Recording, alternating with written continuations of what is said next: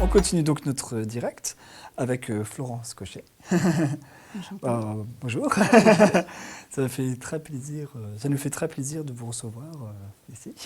Je suis ravie d'être reçue, merci. Alors, écoutez, je crois que je vais... Vraiment, la première chose qui me vient en tête, c'est que un peu partout sur vos pages, parce que j'ai bien écrit, c'est écrit un peu partout que vous adorez le chocolat. Je suis une bonne Suisse quand même, j'aime le chocolat. Donc malheureusement, un peu j'ai hésité, je me suis dit, est-ce qu'on lui achète du chocolat? Parce qu'en plus, vous spécifiez bien un chocolat au lait. Chocolat au lait, alors là pour ça je ne suis pas une bonne Suisse parce qu'il Ah, faudrait quand même privilégier le chocolat noir, mais ah. on a du bon chocolat au lait suisse aussi. Donc voilà, c'était la petite introduction. Du coup, en dehors du chocolat, alors qu'est-ce que vous aimez, d'où vous venez, quel est un peu votre parcours d'écriture? Alors mon parcours d'écriture, je crois que comme tout le monde j'ai écrit des journaux intimes. Et ensuite, j'ai décidé de me lancer dans l'écriture. Mon premier roman est sorti à compte d'auteur, parce qu'à l'époque, on ne trouvait rien sur Internet sur la problématique du compte d'auteur. Il est sorti au Canada. Et ça doit être autour de 2004. Ok. Et puis Ah, ensuite, j'ai eu mes 2 enfants. Donc, je me suis totalement détournée de l'écriture pour m'occuper de mes fils. Et en 2014, je me suis dit, bon, maintenant, c'est le moment ou jamais de recommencer à écrire. Si ça marche, je continue. Si ça ne fonctionne pas, j'arrête. Je ne suis pas sûre que j'aurais réussi à arrêter. Et du coup, j'ai participé à un concours d'écriture avec les éditions Lasca au Canada. J'ai remporté le 2e prix avec une première nouvelle qui est devenue ensuite une série. Et j'ai remis le pied à l'étrier comme ça. Et série qui s'appelle comment? Alors à l'époque, elle s'appelait Par le sang. Ok. Les éditions Lasca ont entre-temps fermé. J'ai réécrit cette série qui est devenue Le sang de la guerrière, qui est sortie aux éditions Bookmark en 2017. D'accord. Et donc en fait, pendant 10 ans, vous n'avez pas écrit, alors de 2004 à 2014 à peu près? Voilà, j'ai renoncé. Ah, mais dans votre tête, les romans Il y a beaucoup de s'écrivaient monde. alors Il y a trop de monde dans ma tête. Il y a Ah, plein de gens qui parlent dans ma tête tout le temps. C'est une cacophonie et je manque de temps. alors qui sont-ils? Quels sont vos personnages qui vous parlent? Alors en ce moment, j'ai une jeune fille qui s'appelle... j'ai perdu son nom. Ah, elle va peut-être... C'est une jeune fille qui est passionnée de violon et qui D'accord. découvre un matin que sa maman a décidé de partir avec une autre femme en abandonnant en fait sa famille. Et du coup, elle va avoir à réagir à cela. Elle va se rencontrer des gens qui ne sont pas très recommandables. Et on est vraiment dans la littérature jeunesse, cette fois pas du tout dans le cadre de l'imaginaire. Ok. Et elle existe déjà sur papier ou pour l'instant elle est juste... Elle existe sur papier jusqu'à la moitié de sa vie. D'accord. Malheureusement, en hiver, j'écris peu parce que j'enseigne beaucoup plus. Donc, j'attends le printemps pour m'y remettre. D'accord. Et parce que vous êtes enseignante de français, c'est bien ça? Enseignante de français à l'école de commerce et à l'école d'informatique. Ok. Parce que justement, vous aimez bien écrire autour de l'enfance, parce que j'ai noté parmi les ouvrages que vous écrivez un caillou au fond de la poche. Alors ça, c'est un ouvrage sur harcèlement scolaire qui me tenait beaucoup à cœur parce que mes enfants l'ont un peu subi aussi. Ah oui. Et en tant qu'enseignante, on en voit beaucoup. Et c'est parfois difficile de savoir comment réagir en tant que prof. Donc en tant qu'écrivain, j'avais envie de passer un message. Comme quoi c'est possible de s'en sortir. Et c'est aussi l'histoire d'un enfant surdoué, c'est bien ça? Alors c'est un enfant surdoué avec aussi des troubles du spectre autistique qui en fait vient de mon entourage proche. Donc c'est vraiment un enfant qui a été construit à partir d'enfants que je connais. Ok, donc c'est vraiment quelque chose qui vous tenait énormément à cœur. Oui, ça c'est vraiment un texte que j'ai eu beaucoup de plaisir et de difficulté à écrire. Alors je sais pas pourquoi, mais ça se sentait en fait que ça avait l'air assez intime en fait et, donc vous pouvez aussi nous parler un peu du coup de votre série Par le sang et de ça. Alors Par le sang est devenu Le sang de la guerrière. Là on est vraiment dans la quête de fantaisie classique, on va dire, avec une jeune femme qui a oublié sa jeunesse, son passé, et qui va être engagée par l'impératrice pour retrouver son fils disparu. Et du coup, elle va partir en quête avec une sorcière, un dragonnet et un guerrier. Et comme d'habitude dans mes livres, personne n'est vraiment ce qu'il semble être. J'aime beaucoup les retournements de situation et j'aime que le lecteur soit surpris. Et il y a plusieurs tomes en fait de Sang de la guerrière? Là, il y a un seul tome. Ok. Et il y aura une suite ou... On me l'a beaucoup demandé, Ah. mais en fait, je n'aime pas écrire les suites. Ah. Peut-être dans 10 ans. D'abord, j'avoue, je réécrirai Le sang de la guerrière encore une fois, parce que je pense qu'il lui manque une centaine de pages pour faire un roman bien complet. Mais ça, c'est assez singulier aussi ce que vous faites, parce que le fait d'avoir écrit une première fois un roman, de le réécrire, et d'avoir en plus encore envie de le réécrire, c'est très rare en fait. Il n'y a pas beaucoup d'auteurs, souvent les auteurs, ils écrivent leur ouvrage, mais une fois qu'il est fini, limite, ils veulent plus le voir, ils veulent passer à autre chose, ou ils veulent le continuer. Mais en fait, Et... cette série qui est devenue un roman, elle est née du fait que ma meilleure amie et moi, nous racontions des histoires. Et c'est un roman qui me tient particulièrement à cœur parce que justement, ça synthétise toute mon adolescence avec ces personnages qui ont réellement vécu entre nous, qui ont évolué. Et si un jour j'arrive à en faire le livre parfait, je serai la plus heureuse des auteurs. Ah, c'est très chouette. C'est une belle approche. Par rapport à vos lecteurs, parce que vous nous indiquiez effectivement qu'ils vous demandaient une suite, et du coup vous avez créé une certaine proximité avec vos lecteurs. Je veux dire, vous avez des communautés aussi sur Internet, par exemple ou, Alors, je ne suis pas très Ah, communauté Internet d'accord. par manque de temps.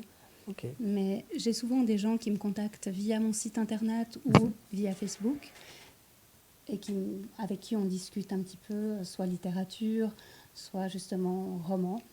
Et c'est vrai que de leurs commentaires, les histoires ont parfois été modifiées. Je me souviens très bien d'un lecteur qui avait commencé la série par le sang et qui à l'époque avait dit « Ah, bah, j'espère que ça ne deviendra pas trop manichéen ». Du coup, je me suis dit, effectivement, c'est en train de virer manichéen. Je vais rajouter plein de zones de gris. Oui, les lecteurs souvent sont aussi importants pour vous soutenir, pour donner de l'inspiration, Ben, en fait, on écrit pour eux quelque part. Donc après, il faut qu'ils soient aussi satisfaits du résultat, même si au moment où on écrit pour nous, mais elle ne va pas rester pour nous, cette histoire. Oui, c'est vrai que ça dépend un peu des auteurs, parce que parfois il y a des auteurs qui écrivent pour un public, pour des personnes, ou d'autres auteurs parfois qui veulent vraiment, qui écrivent pour eux, ou qui veulent écrire pour passer un message. Donc il y a peut-être plusieurs types aussi d'auteurs, Il y a 1 et million de types d'auteurs, je pense, effectivement. avec des rapports différents aussi, du coup, au public. Là, j'écris aussi, par exemple, un texte sur Wattpad. Et c'est vrai que c'est très agréable d'avoir des retours, des commentaires, des discussions autour du texte en cours d'écriture. Vous voyez, j'allais vous poser justement une question sur sur ce sujet. Merci. Et voilà, je me devance. Vous m'aidez. Non, bah, justement, en fait, parce qu'au tout début de notre discussion, vous nous indiquiez que votre premier ouvrage était à compte d'auteur. Et entre-temps, effectivement, il y a eu tout un phénomène sur Internet, avec l'arrivée d'Internet, son expansion, qui a permis aussi aux auteurs de se publier parfois hors du circuit traditionnel, en dehors des maisons d'édition. Et du coup, quel est votre rapport par rapport à ça? Est-ce que vous faites un peu d'autopublication alors, ou vous expérimentez? Alors, j'ai autopublié un premier texte qui s'appelle La Belle et le solitaire. Mais l'autopublication est arrivée un petit peu par hasard. Ce texte avait été sélectionné par une maison d'édition pour faire partie d'une anthologie autour de la réécriture de contes de fées. Donc le contrat a été signé, l'anthologie était sur les rails, le texte a été corrigé en collaboration avec une correctrice, et au dernier moment, la maison d'édition a fermé. Donc je me suis retrouvée avec un texte prêt à la publication, mais plus de maison. Et comme c'était une novella assez courte, je dis bon, bah, autant l'autopublier, comme ça elle vivra sa vie, et on n'en parle plus. Et vous avez fait comment alors? Vous avez mis sur une plateforme ou... Alors là, je suis passée par Amazon Kindle, tout simplement. Ok. effectivement. Et vous l'avez juste diffusé alors sur KDP, Oui. sur Amazon Kindle Sans ok. rien de plus. Et du coup, les ventes sont venues comme ça ou vous avez fait un peu de communication Alors, ou- j'avoue que je ne suis pas très très bonne en communication. Donc, les ventes, elles sont venues comme ça. Ok. C'est une novella, donc elle vit sa vie. Là, j'ai récupéré les droits d'une romance qui avait été publiée aux éditions City et puis qui a été aussi passée chez France Loisirs. Je me suis dit, bah, j'ai envie qu'elle revive aussi, mais j'ai pas du tout envie de rechercher une nouvelle maison d'édition, surtout qu'elle a déjà eu 2 vies, cette romance. Donc on est en train de l'auto-publier et cette fois, je suis passée par Librinova pour le numérique et par Book on Demand pour le format papier. Donc les fichiers D'accord. sont encore en validation. Donc j'ai pas du tout de retour d'expérience là-dessus. Ok, Mais c'est- pourquoi pas devenir auteur hybride? Ça, c'est vrai. Et, et par rapport à Wattpad, du coup, vous avez déjà commencé alors à écrire sur Wattpad Oui, il y a une quarantaine de chapitres en fait. Ah C'est vrai. ouais, déjà Mais ça fait en fait, c'est un texte qui est sur Wattpad depuis bientôt 3 ans. Ok. Et régulièrement, je dis, comme c'est un texte sur Wattpad que je publie sans vraiment corriger au fil de mon inspiration, etc., il passe derrière tous les autres. Ok. Et des gens me suivent depuis 3 ans en me disant, mais on peut avoir la fin? Peut-être, un jour, j'espère. Ouais. Et vous publiez tous les combien de temps alors sur Wattpad à Alors peu près là, je publie plus en fait. Ça fait bien Ah. 5-6 mois qu'il n'y a rien du Ah. tout. Ils vont être contents quand Non, non, on n'en parle pas. ils sont là. Hein. Ils sont venus vous voir pour. Je Je vous publierai assure la sur le suite chat. et la fin un jour ou l'autre, dans un avenir très loin. Il y a des messages avec plein de points de suspension. On veut la suite, on veut la suite. Mais non. Non, On avait un message à vous passer. On veut la suite. Je le terminerai parce que je termine toujours ce que je commence. Quand ça, c'est vraiment Là, un je vous problème. avoue, je vous ai invité parce que ça fait 3 ans que je vous lis et que j'attends. Je veux la suite. Je vais m'en aller tout de suite par la petite porte dérobée. On a du chocolat. Au lait. Attention, au lait et suisse. Voilà. Oh, j'aurais dit. Ouais. Vous êtes mal préparés. Mais par contre, j'ai encore une question sur le chocolat. Ah, oula. Je crois, hein, parce que sur le site des Imaginales, vous avez écrit vous êtes publié dans un recueil des nouvelles autour du thème du chocolat. C'est Oui, bien ça, non? tout à fait. Éclat de chocolat aux éditions Eliselas. Ah, vous pouvez nous dire quelques mots sur sur ce recueil? Hein? Alors c'est un recueil qui est né autour du groupe des auteurs helvétiques de littérature de genre, qui s'est créé pour rassembler les auteurs suisses romans sur Facebook en particulier. Donc à la base on était une association et puis on a dissous l'association qui nécessitait trop de travail. Et un jour un des membres a dit mais pourquoi on ne ferait pas une anthologie sur le thème du chocolat? Et chacun a écrit dans son genre. Donc moi, je suis allée plutôt dans l'aspect fantastique. Une auteure a fait de la romance, un auteur a fait de la fantasy, il y a pas mal de science-fiction. Et ça donne ces éclats de chocolat qui sont autant de chocolat avec plus ou moins de force de cacao derrière. Vous nous donnez très envie de manger du chocolat, c'est pas gentil. Et c'est bientôt l'heure de la pause, non? C'est vrai. Et- Chocolatine ou pain au chocolat? Ah, je suis pas en chocolat, mais chocolat. Et c'est moi qui pose la question en passant. Mais j'avoue que moi, je devrais inverser, moi, aller en Suisse pour manger du bon chocolat noir. Je vous jure qu'on a du bon chocolat au lait. Faites-moi confiance. Ah, mais de notre côté aussi, en Alsace notamment, on a des très bons chocolats, Ah non, de j'ai beaux chocolatiers. Et les- D'ailleurs, je veux bien aussi d'autres chocolats que le suisse. Je reviens toujours au suisse, J'imagine. mais je suis ouverte à plein de chocolats différents. Ah, malheureusement, notre temps il est un petit peu compté parce que vous nous avez indiqué effectivement que vous aviez une conférence juste à côté, mais comme Juste ça, à côté. le temps de vous préparer quand même. Alors, justement, peut-être vous pouvez nous dire un petit mot sur votre programme aux Imaginales pour aujourd'hui et pour demain. Parce que vous y Alors, faites? aujourd'hui, ce matin, j'ai dédicacé dans la grande tente. Après, je vous ai rencontré et nous avons beaucoup parlé de chocolat. Ensuite, j'ai une conférence sur la fantaisie, une lecture d'évasion. Après, je retournerai dans la grande tente pour dédicacer. Ok. Et demain matin, je serai aussi dans la grande tente. Et ensuite, retour dans le pays du chocolat.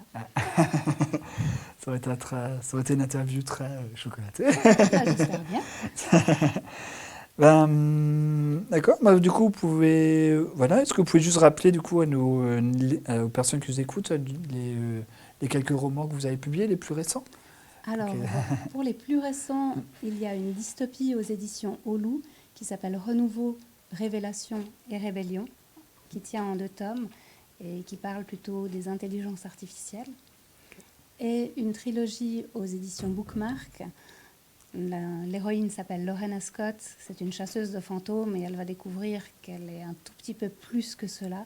Donc en 3 tomes, un qui se déroule dans le Gévaudan, un qui se déroule en Californie et le dernier qui se déroule dans les Alpes franco-suisses, D'accord. vers le canton des Grisons. Parce qu'à part le chocolat, on a une autre spécialité en Suisse, ce sont les bunkers cachés dans les montagnes. Ok. J'aime beaucoup les bunkers aussi. Ok, je l'ignorais. Mais ben, on vous remercie beaucoup. On vous Merci souhaite, beaucoup de m'avoir accueilli. je Je suis vous en ravie prie. d'être venue. Et on vous souhaite une bonne conférence. Et on ne parle plus de Wattpad. D'accord. C'est promis. On ne dira rien en votre absence. Tu mets le lien. Tout aura disparu ce soir. Ah non, j'ai pas mon ordinateur. Voilà. Bonne bonne fin de festival. Merci beaucoup et puis bonne fin de journée et bon Merci, atelier d'écriture. Vous m'avez traumatisée. Hein. Peut-être que Lucas nous écoute déjà. On le salue dans ce cas-là. Donc Lucas, c'est l'auteur qui va justement faire l'atelier là dans 10 minutes. Avec et le peut-être- dernier morceau. Et peut-être qu'il est déjà, qui nous regarde et qui est déjà connecté. Oui, il est déjà. Ah, bah. Et j'ai mis le lien au Wattpad. Vous voyez, dans un groupe, il y a toujours un gentil et un méchant. Bon flic, mauvais flic. Ouais, c'est ça. Privé de chocolat. Mais moi, je suis gentil. C'est pas juste. Pourtant, le t-shirt le dit, qui est gentil, qui est méchant. Effectivement, j'avais pas vu le t-shirt. Voilà. Ok, merci beaucoup. Merci à vous. Merci. Merci. Je te peux laisser.